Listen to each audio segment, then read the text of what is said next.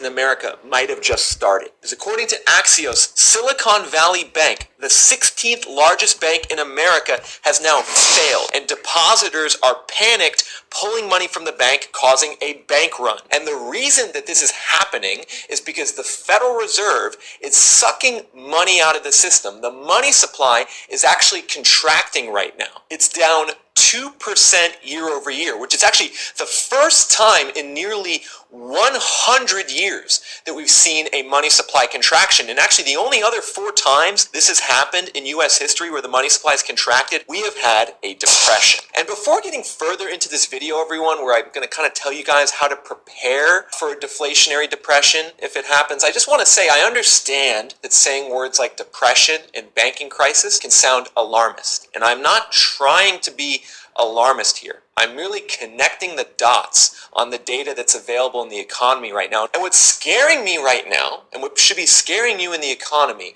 is that up until yesterday, when this banking crisis in Silicon Valley hit, no one was talking about this. No one was talking about the chances of a banking run. But now that's becoming a lot more obvious, and it should be, because one thing the Federal Reserve did when the pandemic started was they suspended reserve requirements. Typically, a bank is required to hold 10% of all of their deposits on hand, either at the bank or in a vault at the Fed. But when the pandemic started, because of how crazy that was, the Fed suspended the reserve requirement, and it is still suspended. So right now, banks are actually not required to hold cash on hand, which is how you get a bank run in a banking crisis. And ultimately, the way that this will impact the economy, if it plays out the way I think it will be through deflation. We're going to see, actually, contrary to the crazy inflation we're seeing right now, we're going to see a shortage of dollars and a shortage of cash in the system, and the bank run that started in Silicon Valley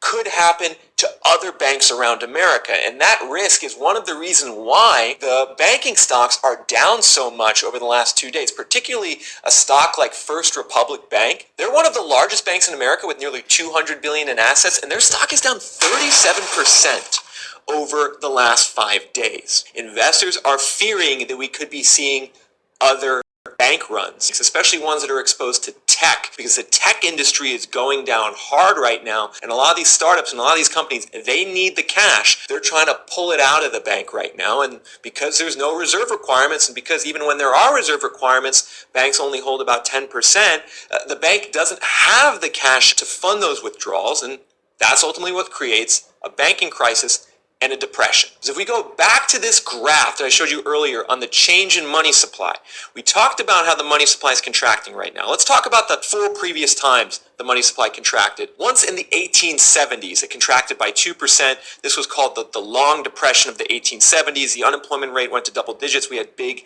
deflation. That didn't happen again in the 1890s, in the panic of the 1890s, which was another depression where the unemployment rate went as potentially as high as 18%. Then we had the depression of 1921, where the money supply contracted by 2%, and we had the unemployment rate go over 10%. And then, of course, we had the Great Depression. In all of these instances, we had bank runs, banking crises, high unemployment, and deflation, which means, I think in 2023 and 2024, the odds of that are increasing significantly. And I'm not going to say it's a guarantee, but when you look at the chessboard and how the pieces are moving, you see the banking crisis right now in Silicon Valley. You see the money supply contraction going on. You see the Fed aggressively hiking interest rates. You see the initial signs of a recession in numerous different sectors like the real estate market. I mean, folks, the writing is kind of on the wall here for a big problem to come about in 2023. And the way that I'm preparing for this possibility that there's a deflationary depression coming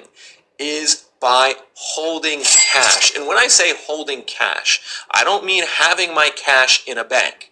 Because clearly, as Silicon Valley Bank just showed us, having the cash in a bank isn't good if the bank is insolvent and everyone else is trying to take it out of the bank. So I think it's important, just as a valve of safety, to have some money in cash on you, in your house, in a safe place. Maybe it's $1,000, maybe it's $2,000, but enough money that if, excuse my language, hits the fan, you will be able to survive for a couple weeks, for a month, until inevitably, if this happens, the Federal Reserve and the government will come to the rescue. They're going to reverse everything they're doing